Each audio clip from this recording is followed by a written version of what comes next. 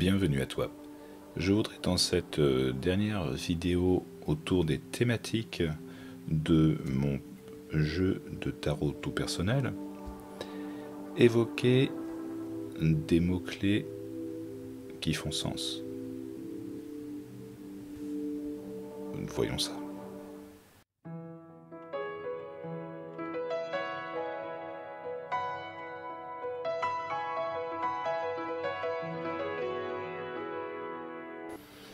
Alors, ces mots-clés qui ont une signification particulière. On a vu en fait sur mon tarot la partie de gauche avec différentes thématiques autour du statut social, autour de l'activité professionnelle, autour du rapport à la constitution des différents ministères qui accompagnent aussi cette idée d'activité. Et des mots-clés aussi qui, eux, sont plus sur l'espace-temps, qui peuvent être des adjectifs intéressants pour pouvoir situer dans l'espace et dans le temps des ressentis, des interprétations, etc. Ici, en fait, pour terminer dans ces petites thématiques, il me restait en fait une place pour mettre un mot-clé. Et puis ce mot-clé, du coup, en fait, dans l'évolution de la création de ce jeu, qui s'est fait en fait petit à petit, étape par étape, eh bien, à une époque, j'avais pas la représentation, par exemple, du tarot de Jean Dodal par Jean-Claude Flornoy, qui m'inspire beaucoup. Ce tarot avec des visages de gueules cassées, dont on ne sait pas si c'est un homme ou si c'est une femme. Et donc, à chaque fois, c'est toujours savoureux de pouvoir jongler aussi là-dessus, que ça ne soit pas arrêté.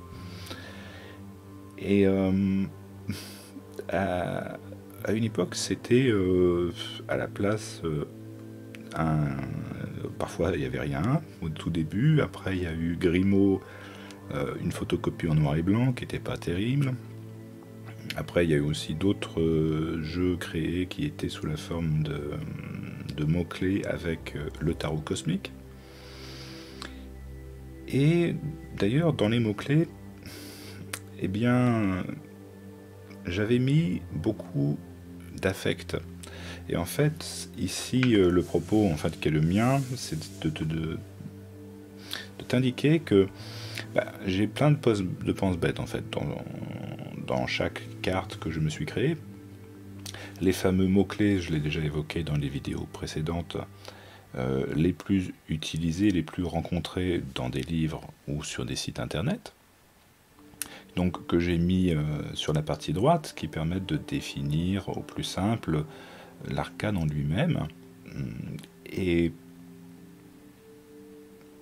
en fait, j'avais sur la partie droite des mots-clés, mais qui me parlaient, parce que je prendrai l'exemple de l'impératrice.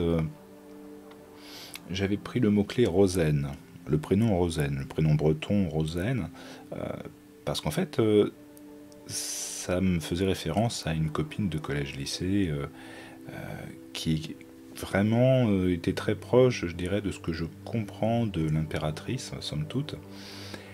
Et au fil du temps, en fait, je me suis aperçu que parfois c'était plus l'impératrice dans son ensemble que je visualisais, mais c'était Rosaine. Et j'en étais arrivé à personnifier l'arcane. Et en fait, ça avait tendance à devenir réducteur. Et c'était le cas aussi pour d'autres. Par exemple, la force, je l'avais représentée par une ex-copine.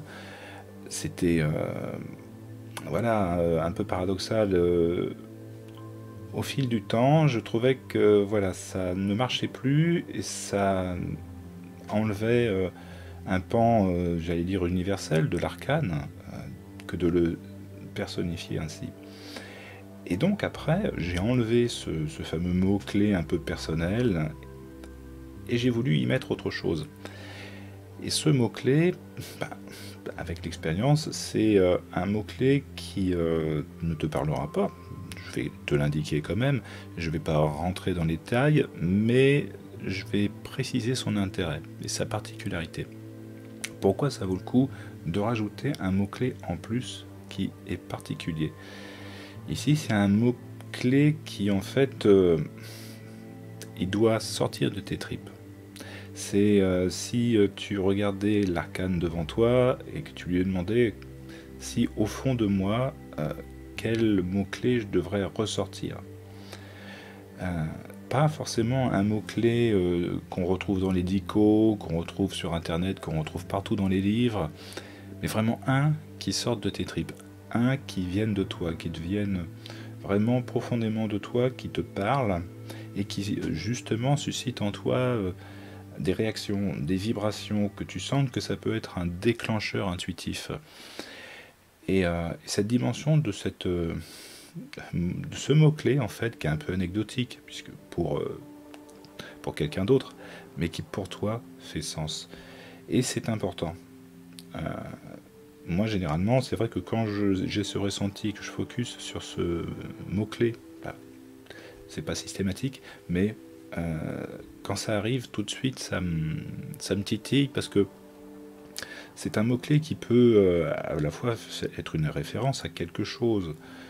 Ça peut être, je sais pas, ça peut être une dimension mythologique qui te parle, ça peut être un lien aussi avec l'enfance, ça peut être un lien de complexité avec d'autres arcanes, justement. Si bien que ce mot-clé va ouvrir des réflexions, des ressentis sur la manière de relativiser les choses aussi. Et ça, c'est important. Donc, moi, si je fais un petit topo de mes mots-clés, mais assez vite, bah, par exemple, pour le battleur, le 1, j'ai appelé ça l'emploi. Mais l'emploi des choses. C'est-à-dire de ne pas confondre avec l'emploi, le travail, à qui j'ai associé le chariot, 7. Et ici, il s'agit de l'utilisation d'un outil par exemple, et de comprendre aussi la symbolique des objets. Parce qu'avec le battleur, on parle souvent du commencement de quelque chose, etc. Mais cette idée qui est purement visuelle, hein, de voir qu'il y a des choses sur la table, et qui ne demandent qu'à être utilisées, et qui sont aussi l'idée du tarot, des arcanes qui vont suivre, du tarot à venir. Et d'ailleurs, sur la table, j'aurais bien aimé qu'il y ait un jeu de tarot, par exemple. Et donc une symbolique qui pour moi est importante. L'emploi des choses, l'emploi ici. Et puis ce jeu de mots avec l'emploi. Je suis pas avare de jeux de mots aussi parfois. Pour Papès, j'ai mis littérature. Et j'ai mis littérature par son livre. On est encore sur du visuel. Parce que pour moi, elle représente la lecture, à distinguer avec 3, qui pour moi représente l'écriture.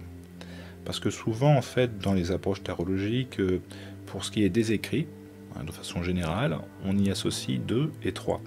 Et moi, ici, en ayant mis littérature, ça me permet de me dire, oui, ok, ça peut être les écrits. C'est un pense-bête pour ça, mais en plus, ça apporte la petite nuance en disant, oui, mais ça peut être aussi plus finement la lecture. Là où l'impératrice, avec son sceptre crayon, elle est plus dans l'écriture. Et d'ailleurs, l'impératrice 3, pour moi, le mot-clé, c'est informatique. J'ai mis informatique parce que pour moi, bon déjà, je voulais qu'il y ait ce mot-clé informatique, parce que c'est un sujet contemporain, voilà, on est dedans. Dans d'autres approches, parfois, informatique, c'est 13. Mais moi, en fait, dans ma sensibilité, comme dans une vidéo précédente, je t'ai parlé de 3 représentant le secteur tertiaire, le secteur des biens et des services, tout ce qui est, je dirais, les bureaux, le travail dans les bureaux, et l'outil de bureautique par excellence, c'est l'informatique. Et puis aussi dans l'étymologie, la racine du mot, ça fait l'essence avec l'information, la communication, qui sont des symboliques de l'impératrice. Avec 4, l'empereur, j'ai mis la politique. Parce qu'elle se marie bien avec aussi l'actualité et puis les responsabilités qui sont celles de l'empereur. Alors après, j'avais mis une petite interrogation en me disant, est-ce qu'on peut parler de politique avec le tarot, hein? Parce qu'il y a ce côté un peu pernicieux de avec la politique où souvent c'est orienté, on expose un point de vue, une opinion, et on essaie de convaincre. Parfois c'est un petit peu partisan, un peu politicien, mais un tarologue, lui, il se doit d'être neutre. Donc, mais ça n'empêche pas, je vais dire, ici justement d'appuyer ce sujet, d'évoquer la politique. Euh, tu- on sait très bien que les personnalités politiques consultent énormément les tarologues, les voyants, les cartomanciennes. Et je voulais pas faire l'impasse sur ce sujet. Ensuite, j'ai pris chasteté pour le pape. Alors là, c'est plus dans la relation avec 15, par exemple, qui représente pour moi la sexualité. Au début, dans une mouture précédente de mon jeu, j'avais marqué religion. Mais religion, c'est un peu bateau, c'est presque évident comme mot-clé, donc ça prend une place, ouais, ça n'apporte rien de plus, je vais dire. Alors que chasteté, moi tout de suite, ça me stimule sur le relationnel entre les gens. Qu'est-ce qui fait qu'une dame va venir en consultation et puis va signaler que ben, dans son couple, ça va plus trop au niveau physique. Et de comprendre que ben, monsieur est peut-être plus dans un mode de relation platonique, ou que c'est quelqu'un de cérébral, de spirituel, et qu'il y a un enjeu à prendre en compte ici. Et ce mot-clé, parfois, moi, me titille sur cet aspect, au-delà de la sexualité, mais du rationnel, de l'affectif. Ensuite, 6, j'ai mis la rencontre. Parce qu'en fait, ici, c'est vrai que un petit peu à l'image du battleur, les mots-clés sont assez connus, assez orientés, l'amour, les sentiments, le choix, le libre arbitre, la croisée des chemins. Et je voyais pas souvent le terme rencontre, alors que moi, visuellement, c'était l'impression que ça me donnait, ce jeune-là qui vient avec une jeune fille et puis qui rencontre une autre dame, une autre femme. Pour moi, il y avait cette dynamique de rencontre que j'avais envie de représenter ici sous la forme d'un mot-clé. Et qui ressort assez souvent d'ailleurs, de cette manière. Alors, 7, le chariot, j'ai marqué le regard. Et encore un peu avec comme Battler, j'ai dit l'emploi, mais l'emploi des choses. Et ici, c'est le regard, mais le regard sur les choses. Parce que le regard, j'aurais pu dire peut-être justice, qui te fusille du regard. Et donc là, c'est le regard sur les choses d'une personne sensible qui s'affirme. Voilà ce que j'ai dit. Et en fait, je détaille pas, je développe pas. Ici, en fait, j'y associe souvent une dynamique de discernement. Et après, moi, ça me fait penser à des lectures, etc. Voilà, c'est vraiment un sens qui est très profond, très personnel. Je vais pas m'attarder là-dessus. Mais c'est pour te dire que si toi aussi, tu choisis des mots-clés qui viennent du plus profond de toi, qui te parlent, qui te mettent, je dirais même dans des états émotionnels assez vite, au taquet, tout de suite, ça te fait penser à quelque chose. Si tu as cette carte-là, si tu la sors, et si tu te sens porté par l'énergie de ce mot-clé spécial, ben, je dirais, ça fait sens, comme je le dis toujours. Mais c'est important d'être sensible à ces signes-là. Avec 8, la justice, j'ai mis vigilance. Cette idée de prévention avant tout, et voire de répression s'il faut. Mais pour moi, c'est aussi important, dans la même dynamique que le discernement avec le chariot, il y a ce mot-clé qui référence à de la philosophie grecque qui compte beaucoup pour moi. Avec 9, l'ermite, j'ai mis le bilan. Mais c'est un bilan ouvert, en fait, à la suite de l'expérience des premiers arcanes, à partir du Battler. Et un bilan ouvert à différencier avec le bilan final, le verdict du jugement. Donc il y a aussi cette nuance-là voilà, que j'aime bien entre souvent deux arcanes, et puis de comment comprendre quel bilan il peut faire l'ermite pour permettre après, évidemment, à la roue de fortune d'embrayer, d'évoluer. Alors justement, en roue de fortune, j'ai pris un mot-clé un petit peu anecdotique, j'ai mis roulement. Roulement, parce que visuellement c'est pareil, c'est une roue, mais souvent, roue de fortune, on y associe une dimension temporelle. Alors que là, c'est simplement, je dirais, mécanique.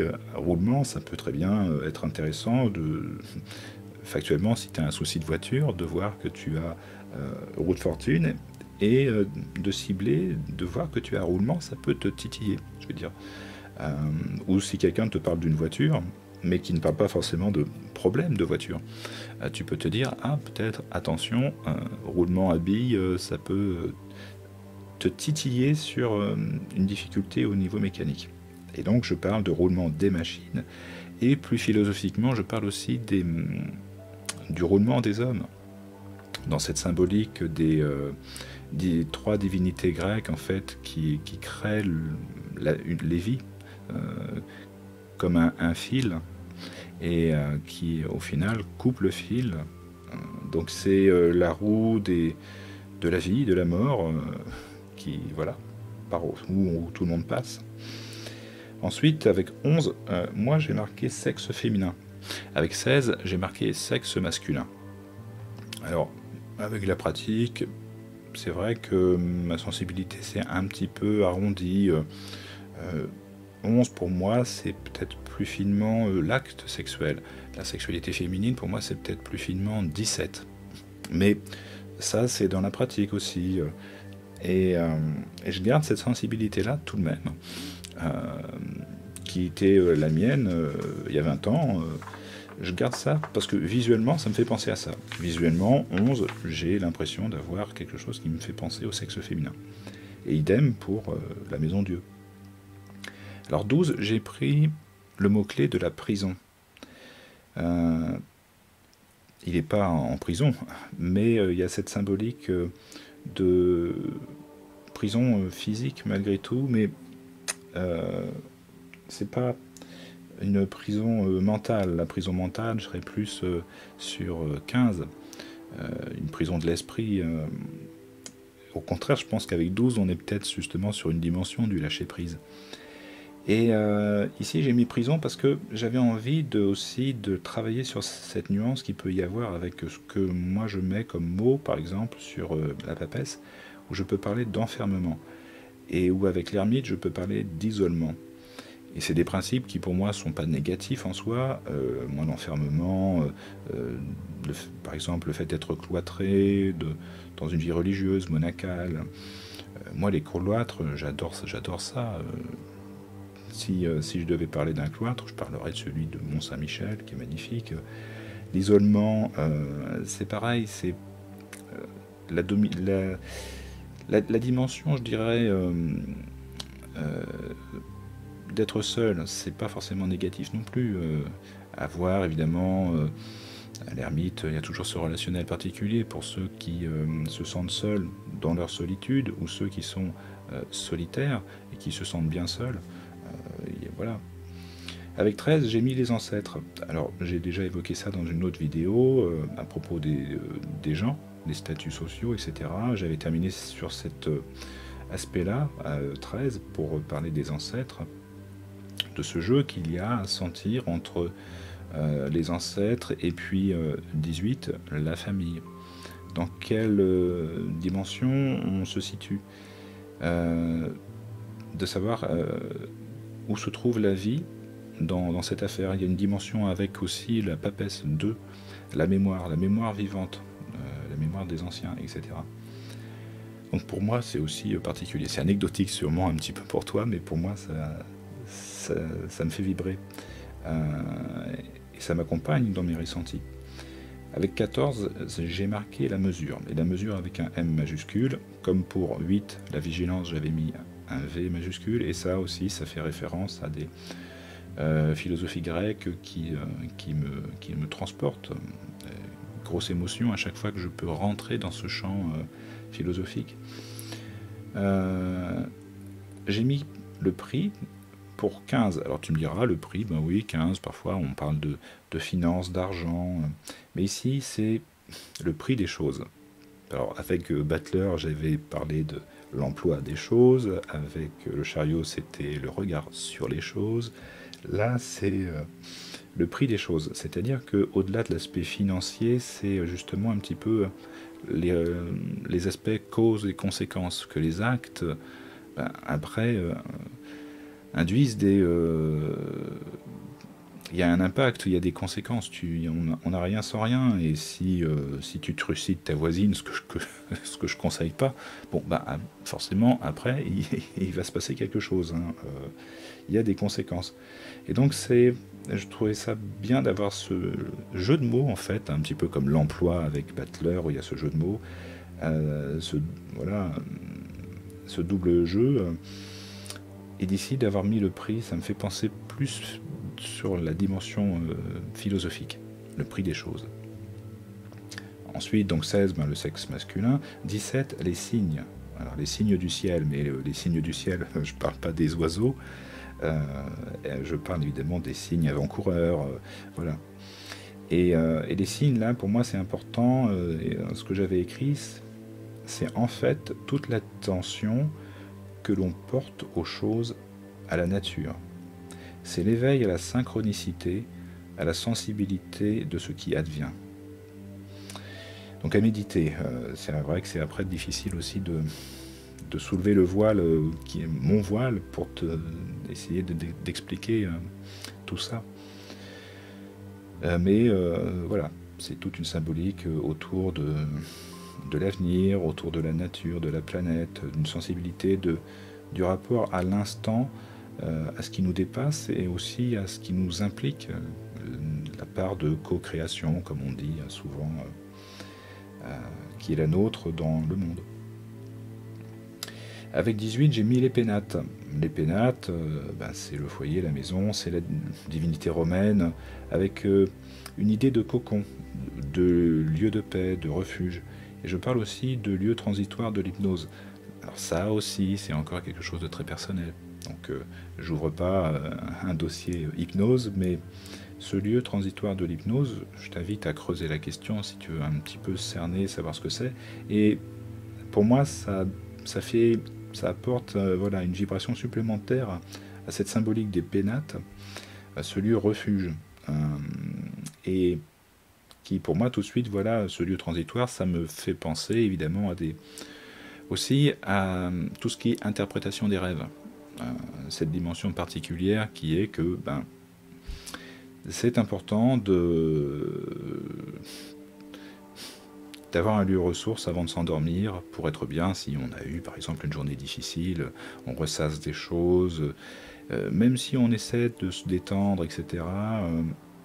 Bien le fait d'essayer, avant de s'endormir, au moment de l'endormissement, d'aller dans un lieu qui nous parle, qui nous rassure. Alors ça, je sais pas, ça peut être par exemple de retourner dans la cuisine de ta grand-mère quand elle faisait à manger, là où tu te sentais bien, où tu te sentais au mieux, ou ça peut être aussi dans le hammam de ton centre de fitness, où là, c'est là où tu te sens le mieux, peut-être le plus en adéquation aussi avec toi-même, avec ce que tu vis. Un lieu où tu sais que tu vas pas être dérangé, où tu vas être tranquille, où tu vas être en paix. Et donc, bon, c'est un petit peu cette idée de lieu transitoire. Et c'est un lieu donc particulier, qui fait que quand moi je visualise pénate, je peux apporter tout ce supplément d'âme aussi, plutôt que de simplement d'avoir le mot-clé d'un dictionnaire qui va dire maison, par exemple. C'est un petit peu ça le sens de ces mots-clés, hein. Là j'ai développé pour 18, mais chaque mot-clé choisi a derrière quelque chose. Là, il y a le mot-clé comme partie émergée de l'iceberg, mais il y a tout le reste en dessous. Donc après, pour 19, j'ai choisi l'abondance, avec tout ce que ça dit comme principe de vie que nous prodigue le soleil, hein, la vie, le bonheur, la nourriture, etc. Avec 20, j'ai dit la musique. Ça aussi, c'est une sensibilité toute personnelle. Et dans la même ligne, avec 21, j'ai choisi la danse. Et je parle de... Alors, avec 20, je parle aussi de la musique des sphères. Donc là, on est aussi sur une dimension de philosophie grecque que je détaille pas, mais qui est visuelle en même temps. Cet ange qui est dans le ciel, voilà, il y a correspondance aussi avec l'image. Et puis 21, la danse, bah oui, parce que ce personnage central, on a l'impression qu'il danse, et suite à la musique, bah, t'entends la musique, après t'as envie de danser. Bref. Aussi cette symbolique de la danse perpétuelle de la vie. Il y a voilà, quelque chose de symbolique à méditer. Enfin, qui, moi, me fait vibrer, me fait méditer aussi sur tout ça. Et puis 22, où là, je suis sur le mot-clé de l'insécurité. Alors, c'est aussi un terme d'actualité, factuel, mais ça va pas forcément... je vais pas rentrer dans le champ habituel de l'actualité télévisuelle qui va nous dire qu'il y a encore eu une émeute, etc., etc. Ça peut être, je dirais, plus psychologique, plus individuel aussi, cette mise en danger le risque que l'on prend pour quand on va vers l'inconnu. Voilà, l'idée de bénéfice-risque aussi par rapport à tout ça. De savoir que oui, on se met en danger, et l'insécurité, pour moi, c'était un terme que je ne retrouvais pas tout à fait dans la symbolique du mat, du fou, en particulier dans tous les tarots anglo-saxons de type Waite, où là, il est la fleur au fusil, il admire sa jolie fleur, il regarde le ciel, tout va bien. Et c'est pas la même dimension que le mat du tarot de Marseille. Enfin, pour moi, en tout cas dans ma sensibilité. Donc c'est pour ça aussi peut-être que j'ai voulu appuyer cette idée-là, de sentir qu'il faut être au taquet. Quand j'ai cette carte-là, attention en vigilance, on creuse encore un petit peu plus les choses. Donc voilà pour les mots-clés qui sont très personnels. J'étais un petit peu long, sans en plus trop détaillé d'ailleurs, mais je pense que c'est important aussi qu'au-delà des mots-clés que je pourrais te présenter dans d'autres vidéos, qui sont un peu les mots-clés basiques à connaître, donc t'en as pas 3000 à connaître, t'as pas forcément au début besoin de nuancer. Moi j'ai toujours trouvé ça très pratique d'utiliser ça sous forme de carte, c'est-à-dire que voilà, au début tu prends ton jeu de cartes, de tarot, tu fais une interprétation, mais après tu es obligé d'aller chercher dans le bouquin. Bon, alors qu'est-ce que ça dit de là, qu'est-ce que ça dit, tac tac. Alors que là, en constituant en fait ton petit jeu de cartes avec des mots-clés, des penses-bêtes, tu fais ton tirage et puis tu as tout de suite la définition première, la plus simple, la plus juste, la plus pertinente. Et par contre, là, évidemment, là où ça pêche, c'est tout ce qui est déclencheur intuitif. Sans que ça soit affectif, que ça te soit trop personnel. Ce petit jeu dont je te parlais avec le mot-clé, le prénom Rosen pour l'impératrice, où c'était réducteur. Donc attention à ça, au choix de mots-clés qui te parlent, qui sont importants. Mais faire en sorte qu'il soit voilà, d'une portée assez universelle, que ça t'ouvre des portes en fait. Voilà. Quand je dis déclencheur intuitif, c'est aussi pour que ça t'ouvre des portes. Et du coup, c'était l'intention pour terminer ces petites vidéos thématiques. Et je pense que je continuerai à développer un petit peu des vidéos sur mon jeu tout personnel. Sous forme de petits exercices aussi, pour essayer d'appréhender au mieux l'outil. À bientôt.